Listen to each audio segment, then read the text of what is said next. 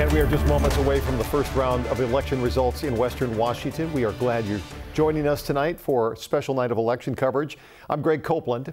Election workers are gathering at ballot drop boxes right now that the 8 p.m. deadline has passed.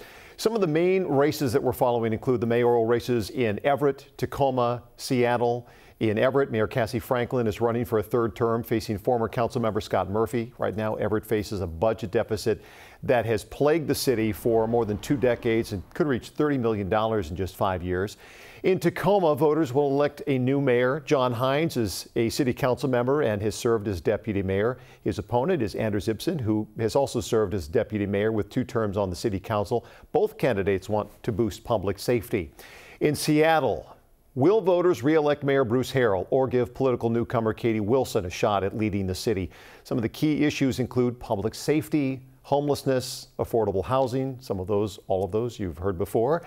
Multiple Seattle City Council positions are also up for grabs tonight. And then in the grander scheme of things, King County, 2 county council members will face off for county executive. Council Chair Girmay Zahalai and Council Member Claudia Balducci are both running to replace Del Constantine, who now runs Sound Transit. We're going to bring in now Patrick Shetmer, Associate Professor of Political Science at Seattle University. Always glad to have you here for our election coverage, so thanks for coming back. Happy to be here. Haven't scared you away yet. Not yet. Last time we talked, we were kind of looking at some of the issues, and I had asked you about what you thought would be the most interesting in the election. What do you think it is tonight? I think we want to see how much the elections that are happening here are about Seattle elections and how much the elections that are happening here are actually about things happening in the other D.C.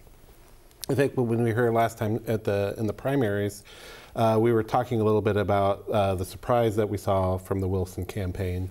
And when we were off camera, we were speculating a little bit about how much of it could be that Wilson sort of lucked into a situation where Harrell just happened to wind up with the same policy on homelessness that Trump had. We're seeing results coming in from the East Coast right now, and it's looking like it's a good day to be a progressive. And I think we'll know soon enough here whether or not it's true in Seattle as well and Western Washington. But I think that's if I was an incumbent, I would be a little bit nervous right now. Well, I think certainly if you look at the primary numbers, and some of those shocked a lot of people. But again, we talked about primaries are just that, and the voter turnout generally is very high. That said, voter turnout so far tonight is among the lowest it has ever been so far. I think they were projecting maybe 25%, which that I wouldn't think bodes well for an incumbent. Well, I guess it depends. When we're looking at turnout, generally the most reliable voters are going to be college-educated voters. And in a city like Seattle, college-educated voters tend to fall more in what I call the Seattle Times faction of the Democratic Party here. They tend to be a little bit more status quo oriented. They tend to favor the center a little bit more than the Democrats, who are less reliable but maybe a little bit larger in number. We're going to wait for some of those numbers to come down. They always take a few minutes before they pop in. Sometimes it's 5, sometimes it's 15 or so. Right. And then we'll have that first major dump of numbers all throughout for the city results, for the county results. In the meantime, we've talked about the mayoral race a little bit, and we'll see how those numbers fare for Harrell. The other big race I think that we want to discuss is the county executive with Zahalai and Balducci, both of them on the council. Both of them have been there for a while. Who do you think takes us? I mean, I know that's a lot to put on you, but I'm just curious your thoughts. Well, I think if we look around, part of the problem with our prognosticating is that the electorate in the general is always a little bit different than the primary. And unlike going into the primary, we don't have a lot of polling that shows up between the primary election and the general election. So we're flying a little bit more blind. The little bit of polling that we've seen suggested that the race may have tightened a little bit between Balducci and Zahalai between August and today. But we're not really going to know until we see. With the fundraising from the 2 campaigns has been pretty even. They're pretty similar in their political views. They have different emphases, but so there could be some factor we haven't seen yet that really moves it towards Balducci's direction. But just based off the primary, we have to think that Zahalai is coming in as a favorite. All right. Well, I know the numbers are going to be coming in shortly. Let's get out to Natalie Swaby. She's at Harold's camp tonight ahead of those numbers coming out. Natalie, what are you hearing so far? Well, I can tell you right now, there's a lot of energy in this room. We had Mayor Harold just rally this crowd. They're all waiting for those results to roll in. I'm going to step out of the way so you can see it is packed, and it's packed with his supporters. Now, in this room, they're very aware that this has been a grueling race. Wilson won the August primary with 51% of the vote to Harold's 41%. But Harold has significantly outraised Wilson with contributions, and he has a lot of support. They're waiting in this room to see if that's going to translate to more votes. Harold touts his political experience. He's been mayor since 2021. Before that, he spent a dozen years as a Seattle City Council member, and he is running on his record of public safety improvements, police staffing increases, and reducing tent encampments. Now, Harold says the job is, quote, too big to have a learning curve, noting that he does not think his progressive challenger is ready to lead Seattle in this moment.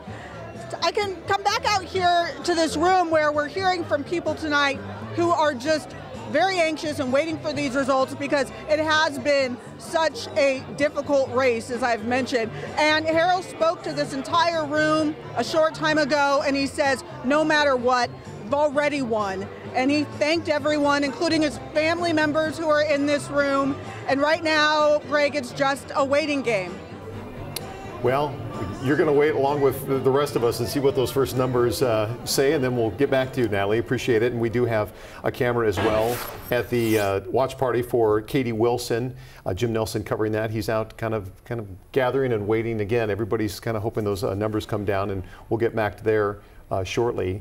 As long as we're talking about the mayor's race, let's break this down just a little bit. Okay. I mean, Mayor Harold is worked to kind of get this city in the direction he thinks it should go.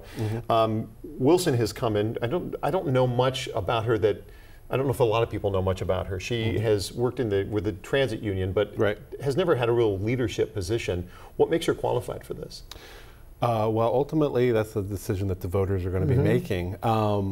Sometimes the most important qualification, I think, that any candidate is going to bring to the office is just credibility. The mayor is, the decision maker. The mayor is an important actor, but a mayor never acts alone. A mayor always comes in with a team. And I think when we're thinking about what a Wilson administration might look like if she winds up coming out on top of it after tonight, that's the first question we're going to be asking. Not what is Katie Wilson going to do by herself, but what is Katie Wilson going to do, and who is she going to bring in to do it?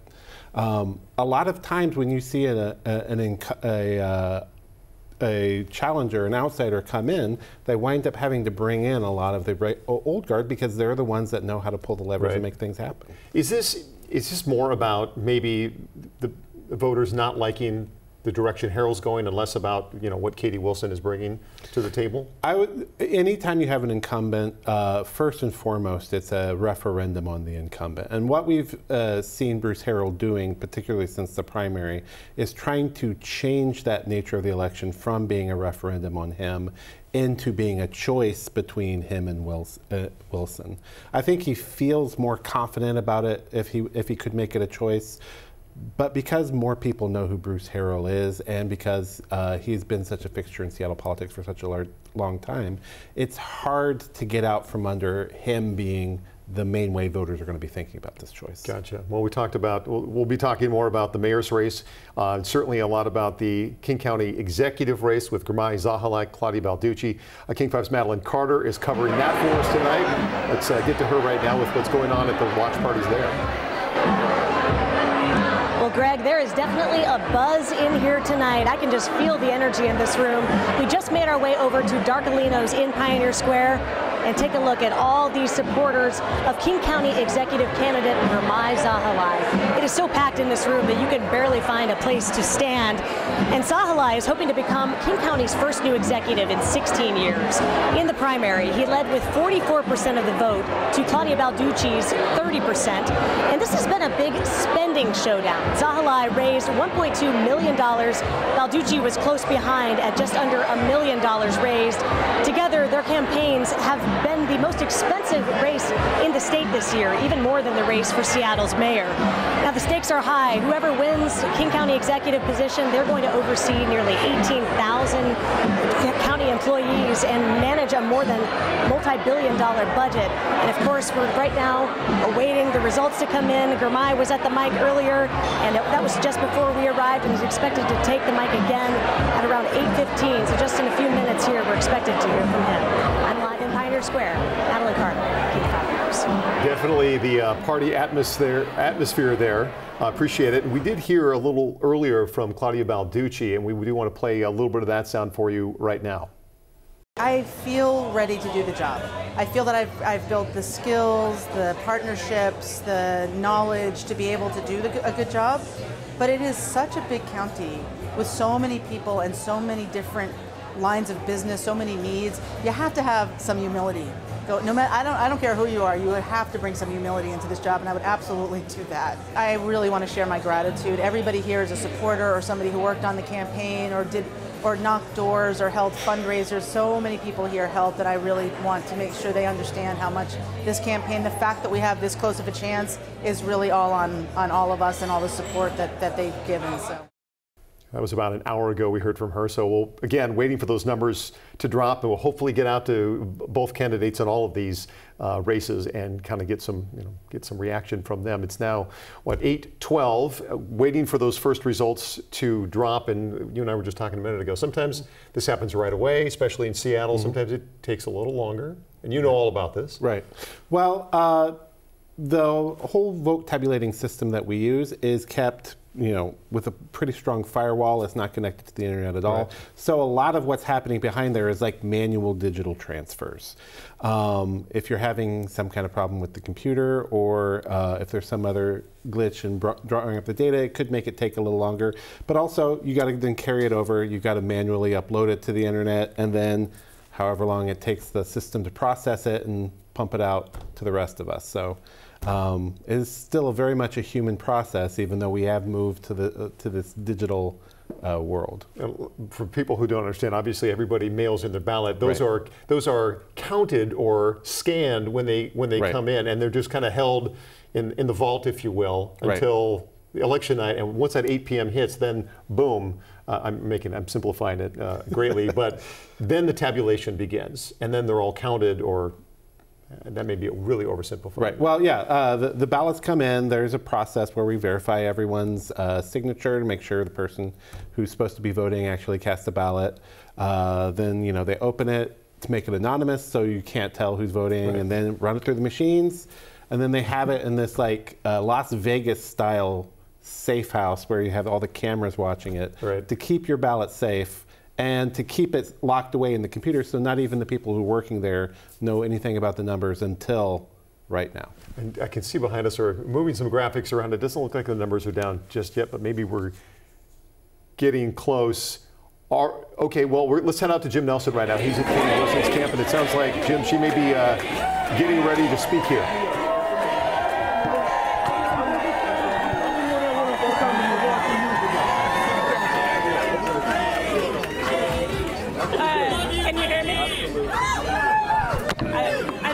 To talk into. Okay, hold on. There's so many. Run for president. Can you hear me? Oh my gosh. Okay, here we are.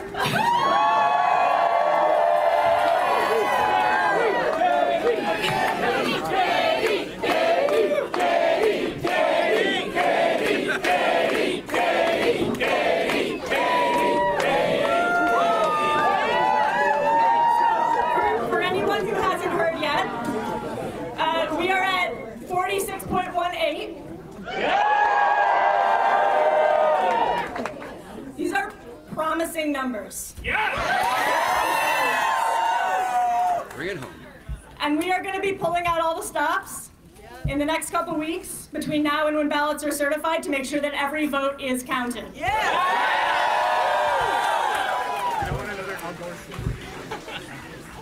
Less than 9 months ago, on February 11th, I was at a pho restaurant in Burien, celebrating the results of our Burien minimum wage initiative.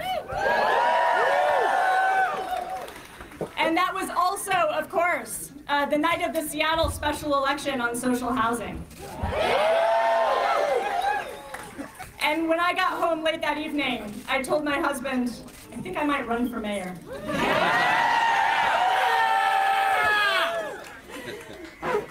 That's my husband there. On that evening, I never could have imagined the incredible outpouring of support and enthusiasm and hard work and this inspiring movement that we have built together and that has made tonight possible.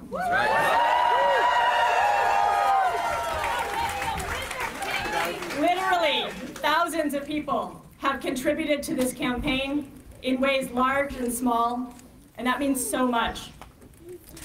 I am feeling so grateful to so many people right now. And I'm not going to start naming a lot of individual names because I would never be able to stop. And we'd be here all night. But I do want to recognize my husband, Scott.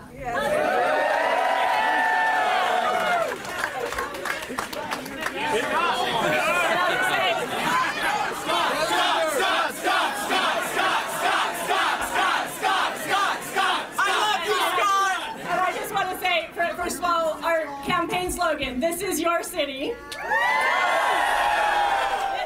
All right, you just heard there from Katie Wilson talking about the results she's seeing so far in this race. And we're going to bring up the graphic for you, kind of give you a better idea of what we're seeing right now. There's where things stand after the first drop. Don't have numbers yet on exactly what percentage of the vote that is, but you can see he's got 62,000 to her 53,000. Still early in the process. We'll keep an eye on things, but let's come back to Patrick and get your first thoughts on those numbers. I think Harrell has to be encouraged by these numbers, but I also think they're in the danger zone for him still. If we look at the history of elections here in Seattle since we've moved towards it, it's always the case that the candidate who's more progressive winds up gaining vote share as the tabulation process goes on, because for whatever reason, more progressive voters tend to procrastinate and vote later, so their votes aren't tabulated by election night. And over the last couple mayoral elections, the average shift for each of the candidates has been around 5 to 6%. So if you bump up Wilson's numbers by 5% and you bump down Harrell's numbers by about 5%, which is on the low end of what a general election blue shift looks like in Seattle. You're right there to watch. That would put, put it right at neck and neck. Or her maybe up, depending. Her up, up maybe a little bit. So while, it's definitely better to be up than down, and this is where Harrell would want to be. To be comfortable, he would want to have been up about 56, 57%. Okay, well, this is why I'm asking you, because if you look at like everybody else, you look at those numbers, oh, he's got a huge lead. But again, it's early in the night, and that swing can happen early in the week, fairly quickly. All right, we've got some numbers in. I'm looking at them. We'll share them with you right now. The King County Executive, and this one is much closer right now. Gamai Zahalai, 51%. Claudia Balducci, 49%. Hopefully, we're going to be hearing from them soon. But let's go ahead. Talk about this one as well. Yeah, so we were talking about this just a little bit ago. In the primary, Zahalai had a much bigger lead, but I think Balducci was running against candidates who were more in her lane. The NPI poll we saw come out just last week was suggesting that this was going to be much more of a nail biter than the primary might have led us to believe, and it looks like their polling was more or less on target again. One thing that we might want to note is that blue shift phenomenon we were just talking about, that's a city-specific thing. You don't see that as much countywide. Countywide, right. So we'll have to just wait and see how this one plays out. This one really could go either way. It just depends on where the vote is out. That said, when we look at the primary results, Zahalai did better in the south and the west of the county, and Balducci did a little bit better in the east and the north. The east and the north is a little bit more college educated, and so we expect them to have a better early turnout, and south side and west side do a little bit better. So if we were to hazard a guess, we would say probably if there's a shift, it'll favor Zahilay a little bit, but we really just don't know. Particularly, reporting has been showing that turnout has been low, and it was lower than it was in 2021. So we'll have to see if there's a surge of interest that comes in late. Yeah, you're looking at roughly 63,000 votes, and they're only separated by less than 4,400 at this point. So we have a lot more coming up for you, many more numbers to go through as the results are just now starting to come in. Don't go anywhere. We'll be right back with our special coverage.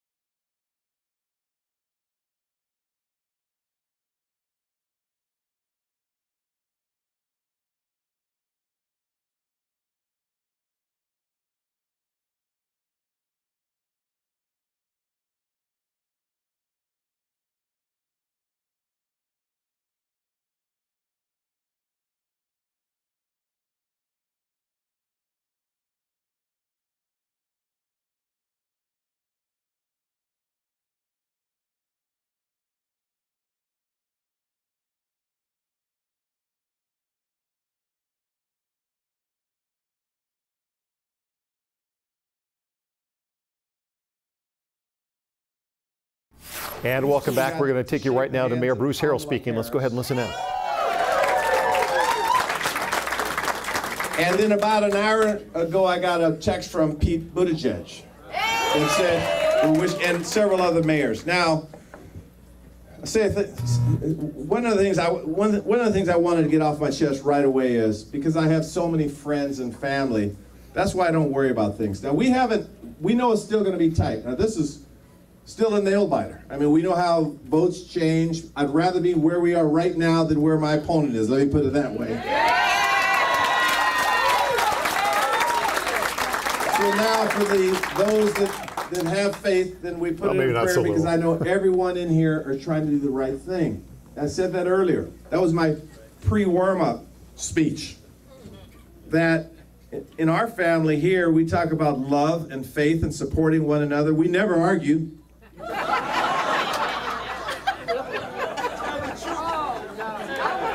Let me put it this way. I'm usually the victim of an argument.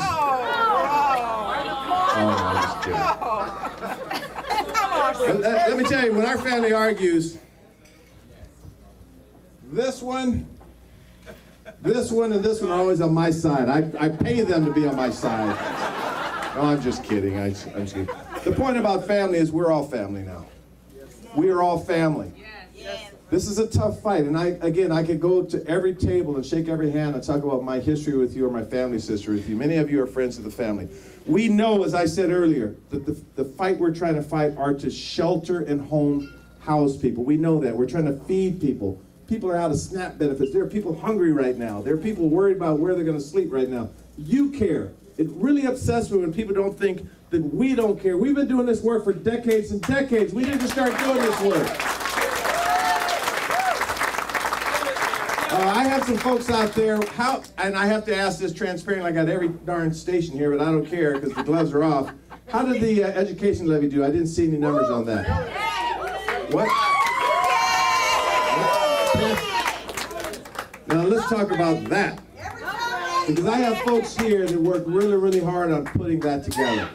So what's that going to present for our great people here? 4,500 slots of daycare and pre-kindergarten slots for our kids. $20 million in mental support for these kids who are traumatized to be able to talk to someone to get treatment.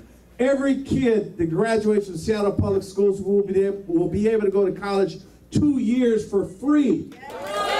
Because the city passed that. You know, I'm going to close by saying this, that the next several days, we'll all look at the ballots. We'll all think of being here, Sister Don Mason. You ought to be out here, too. Come around here, come out here, Don. Come on around here. You're the auntie. Don't try to get this way, though, auntie. It's a little... Yeah, Tony, Tania, come on up here. Come on up here. Murray, Marsh, come on up here. Come on up here.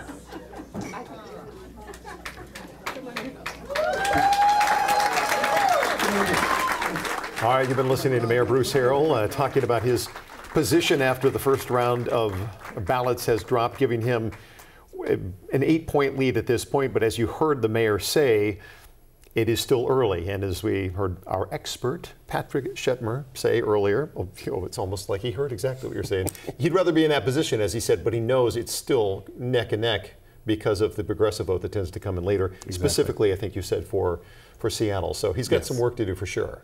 Yeah, for sure. Well, I mean, his work is done. Now the counters, right. The vote counters are the ones that have all the work to do now. But if he has a lucky star that he wishes on, I would wish on that.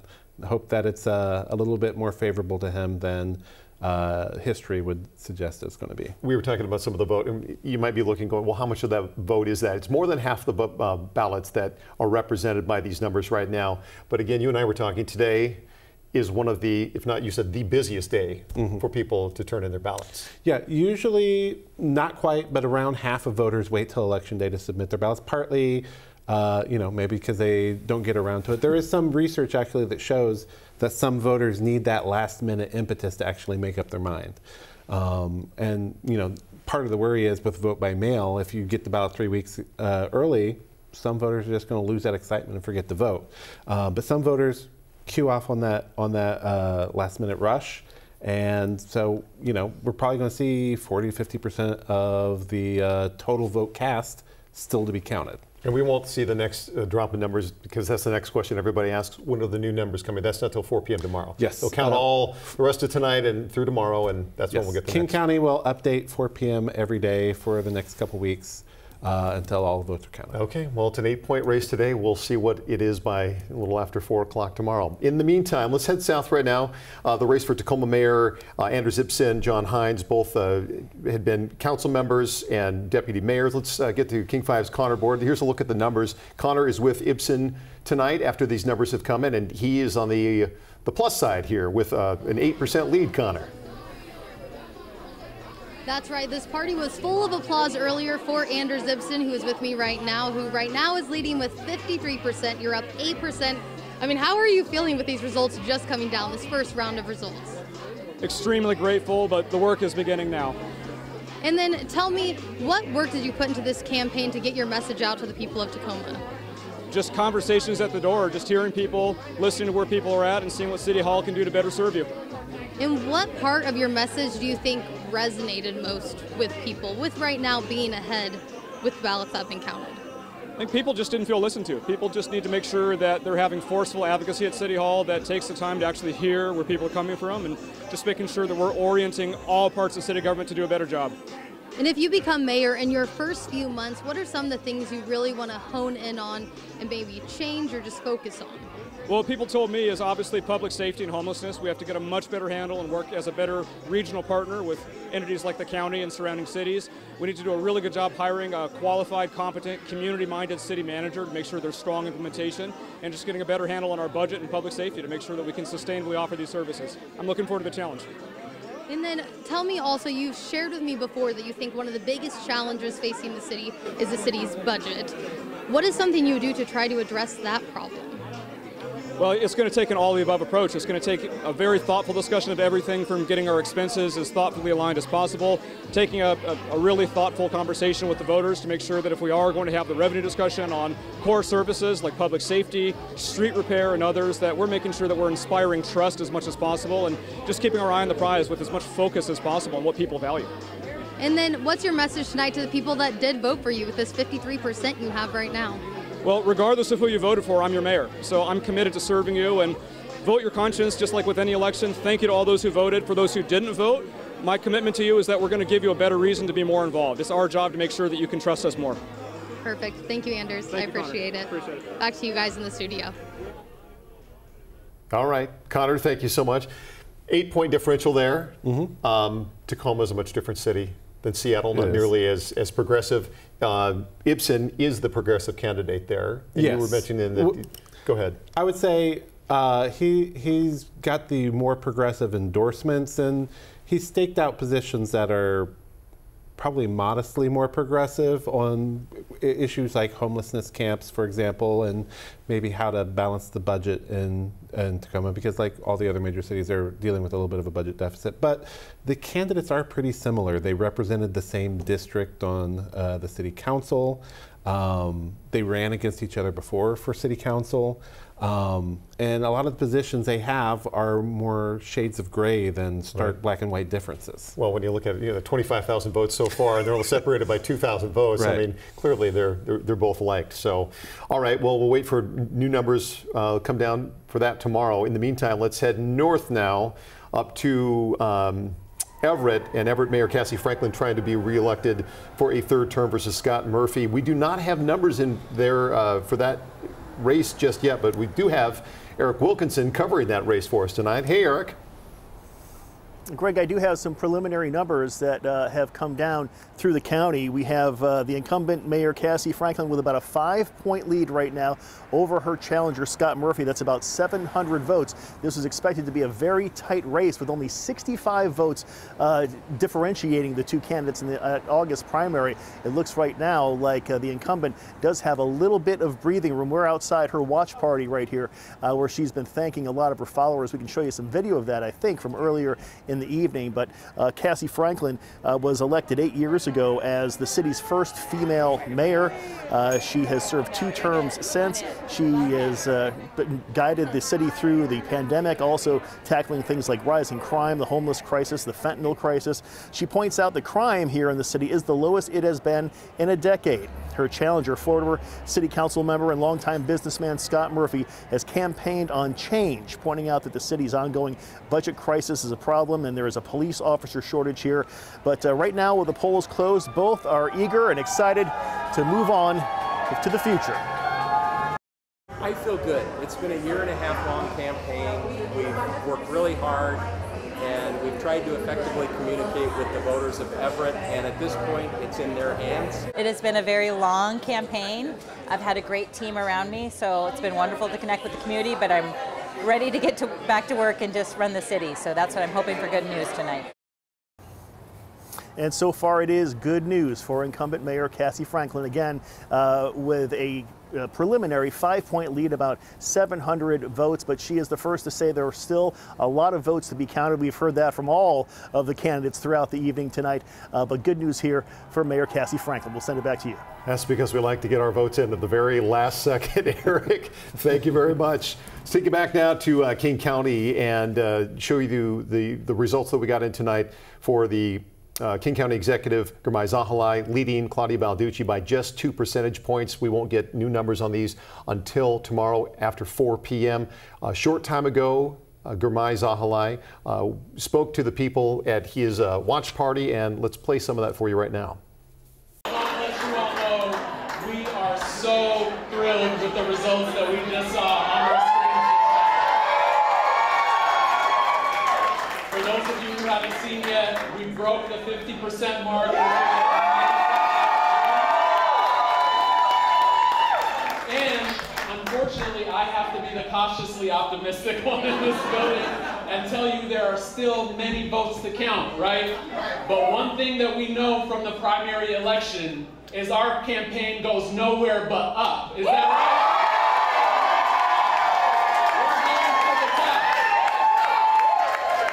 In the primary, out of the field of 8 candidates, we were the only campaign to grow their vote share night in and night out.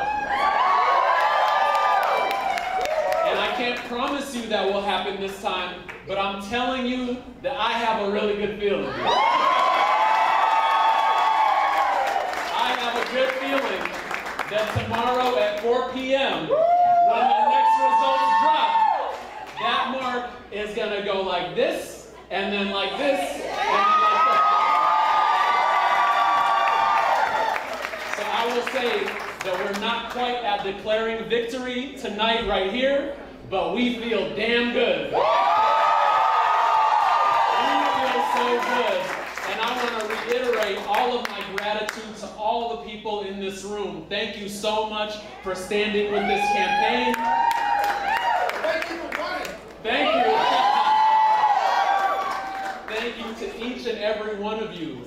The campaigns are the most humbling experience in the world because from your closest family members to the most distant strangers, people show up for you over and over and over again. Thank you for going out in the rain and knocking on doors. Thank you for sending text messages. Thank you for opening up your homes to host us for fundraisers multiple times. Thank you for endorsing this campaign. Thank you for shouting us out on social media. This victory would not be possible without each and every one of you. Thank you so much. There, Gurmai Zahalai, Claudia Balducci, just 2 points separate them heading into tomorrow. And they, as we mentioned, they voted allies is the way you put them on the county council, both trying to get to that next position. But this one's one of the closest that we have so far. So, quick thoughts? Yeah, I think because they're so similar across a number of metrics, I think people are looking for really small differences. So it's going to be hard for people to decide. And, you know, for conservative voters in particular, I think it'll be really hard to pick a favorite. So I think that might be the real wild card here. Which way do conservative King County voters? We'll see how this goes maybe over the next several days. All right. Well, that's one of the closer races. The next one is not one of the closer races. This is for Seattle City Council. Position 9, President Sarah Nelson with just 42% of the vote to Dion Foster with 58% of the vote. Madison Wade is with Sarah Nelson tonight. Madison? Greg, right now we are at Sarah Nelson's watch party. She did just make a speech a short time ago, standing proudly in front of all of her supporters and her campaign staff as she is holding on to right now for one more month. She said this position as Seattle City Council president, and right now she's behind me talking to a few supporters. We will pull her for a quick interview if she has a moment here shortly. But again, she stood in front of her supporters today and said that she does not expect these results to really change going further. So right now, she does say that she has about a month left in this position. She wants to make any sort of difference she can, holding on to that seat. Let me see if I can pull Sarah Nelson briefly for a quick interview. We'll give her a moment. She's still talking to some of her supporters. Right now, it looks like political newcomer Dion Foster is pulling ahead in this race. Yeah, you all can go by if you want to.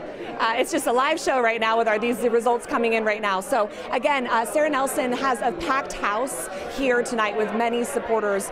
We're at the Coda Restaurant, which has been a supporter of hers. She is a business owner with Fremont Brewery.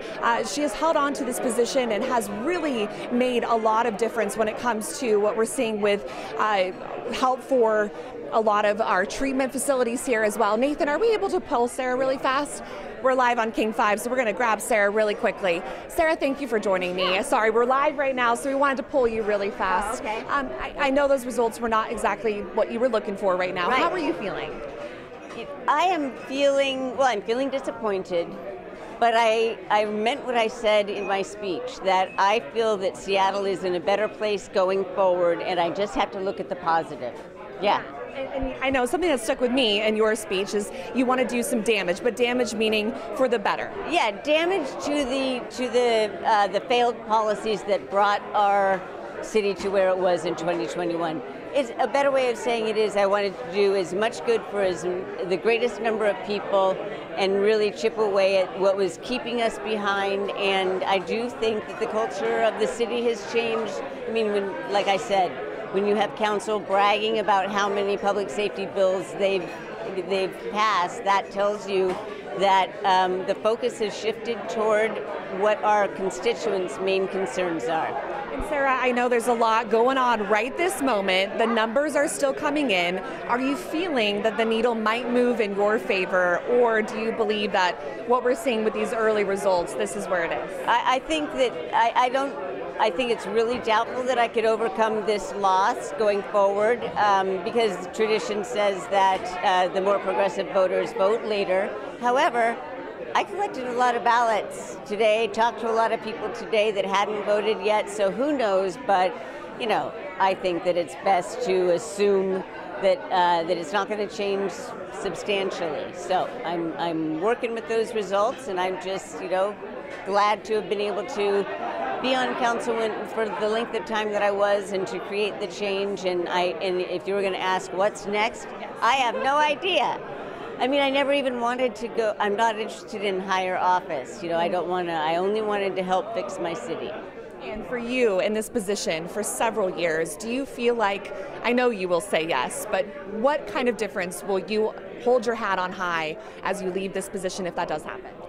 I think what I said already, that refocusing council on the real core issues that we hear our constituents talking about, public safety, moving the needle on homelessness, which has taken a lot of energy and a lot of money, but it hasn't been focused on getting people into addiction treatment, and so I've started to change that.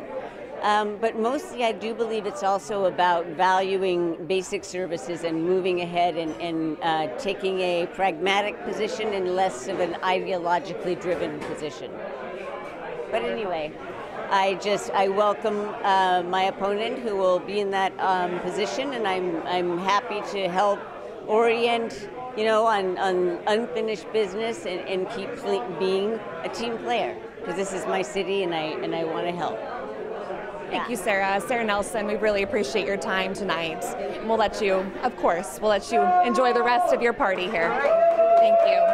So yes, we just heard from Sarah Nelson, the current Seattle City Council president right now. She does not believe the points will change in her favor.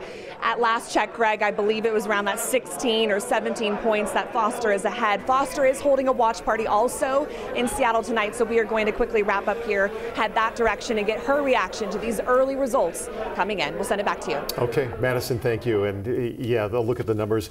And Nelson, very gracious, looking at the positives, and she handled those numbers, I would say, like a veteran, like a champ. But yeah, those numbers are probably not going to change, at least not that much.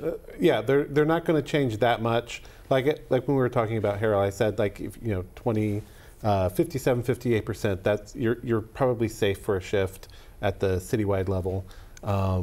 We saw Nelson, or not Nelson, Foster. We saw Foster across that line. So even if it were to move in her direction, it probably wouldn't move enough. And I don't know that's going to move in her direction. Well, again, like with the rest of them, we'll find out more tomorrow afternoon when the next round drops. But we may have ways to wait with all the late people dropping them off the last day. We do want to, we're going to take a short break. I'm looking at some new numbers. We'll have those for you right after we take a short break. Stay with us.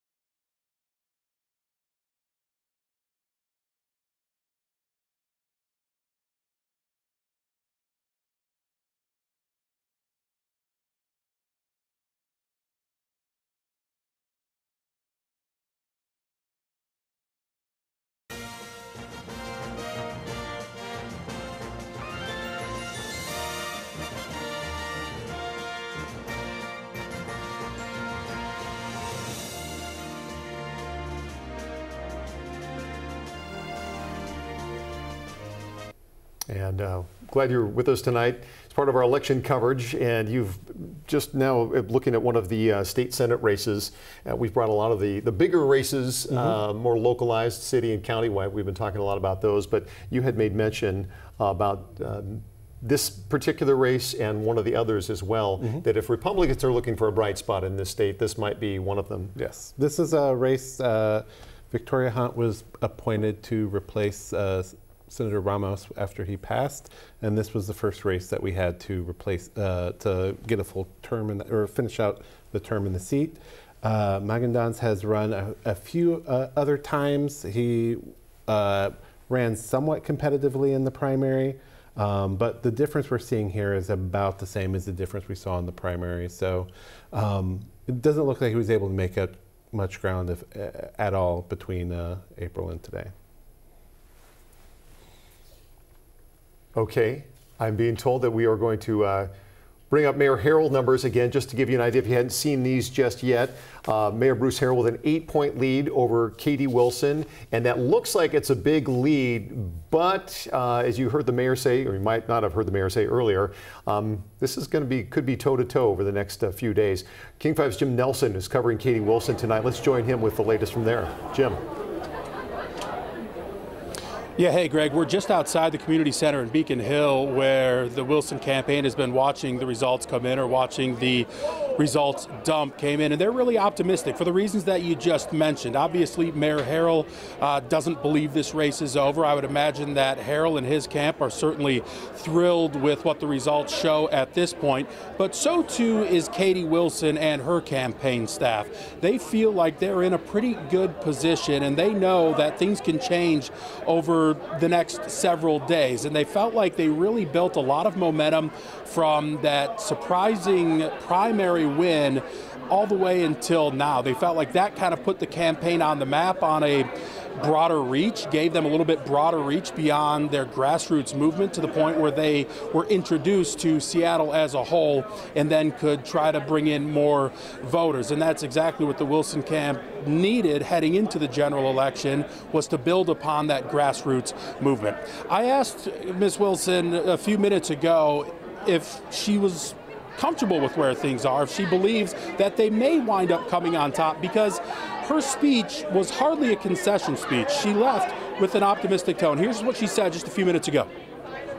Oh, yeah, absolutely. I mean, I think if you saw what happened with the primary, right, we started out a little over 46 and we ended up at almost 51. So we're definitely expecting the later ballots to trend in our direction and are hopeful for a good result when everything's counted. Give me a sense of how you feel now, because as is the nature in Washington State, it's a waiting game. You have to wait until tomorrow to see where things go. Take me through that. Well, I mean, it's not just waiting till tomorrow. Actually, often the second drop looks similar to the first, so it's really on the day after that often that the swing toward the progressive candidate starts. So, yeah, there's going to be some anxious days ahead for sure as we're waiting to see what those drops look like.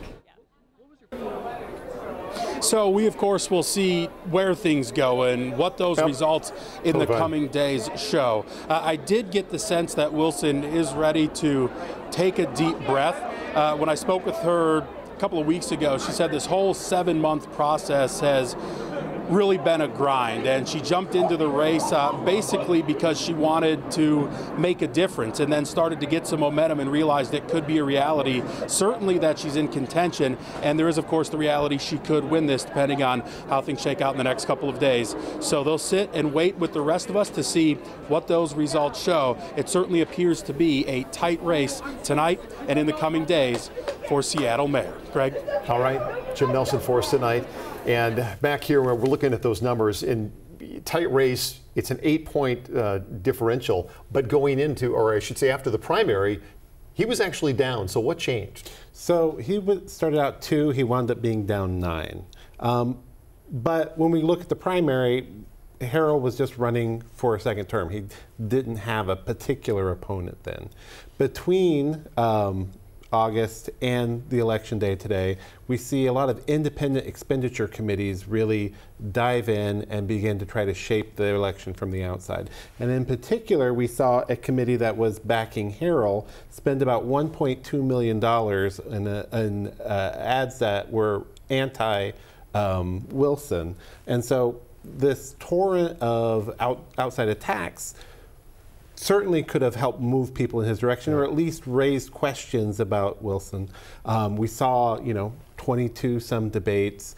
Both of them had strong message discipline, and Harrell's message about this being a dangerous time for inexperience may have gotten through and persuaded some people who were on the fence. Kind of resonated a little bit more. Yeah, that it was a huge swing. So we'll keep an eye on that again. We'll know more at 4 p.m. tomorrow when the next round of ballots results, I should say, comes in. Let's take you up to mayor. We finally got our numbers in here, and Eric Wilkinson had mentioned this was about a 5-point swing. 6 points, if you look at these numbers, with Cassie Franklin, up at right now with the 6 points, but a lot of votes left to count there, and this would be her third term. How do you think she stands? Well, I think she's happier than how the primary ended, because Murphy actually was on top at the end of the primaries. Anything that's close when you're incumbent, it's got to make you a little bit nervous because you would have to assume that if there is a movement, it's going to be an anti-status quo movement. That said, we did see some issues pop in late, particularly with the grocery store closings. The Fred Meyer became a point of contention in the election, and a bit of a blame game. And Franklin adopted sort of an anti-corporate approach to blaming what happened. Well, the whole food desert issue. Yeah, well, but also saying, we've driven down retail theft considerably, right. And so she was saying, they're using it as an excuse. It's not the real reason. Whereas Murphy was saying, no, we got to focus on safety issues again. Right. But coming from the Seattle crime study that we do at Seattle University, we saw that concern about crime in Seattle was actually dipping down a little bit. So maybe striking a safety message might not have been as effective as he had been hoping. It feels like it's going that way. It was always hard to tell. Yes. From just coming to the city once in a while, but if you never know by the numbers exactly how things are going. So we'll see where that goes. So we've covered Everett. Let's go down south to Tacoma, and this was a fairly close one as well. 8-point lead for Anders Ibsen tonight. He seemed pretty happy by that, leading John Hines at this point. So I don't know how much those numbers will change, but again, this is a fairly close one. And that covers the mayors. I would like to show, if we can, the county executive one more time, as I know my producer there is feverishly queuing that up for me. Just to give you an idea, these are all the big races that we had covered. This is probably the closest tonight. Gurmai Zahalai versus Claudia Balducci. Again, these numbers, the next round will come out at 4 p.m. tomorrow. We will have those for you. Joined by Patrick Shetmer here from Seattle University. Any final words you would like to say? I think we were seeing a big progressive wave on the East Coast. I don't think we're seeing that quite as much here on the West. Okay. I always appreciate you coming in and sharing the time with me. Anytime. All right. Thanks everybody for watching. Good night.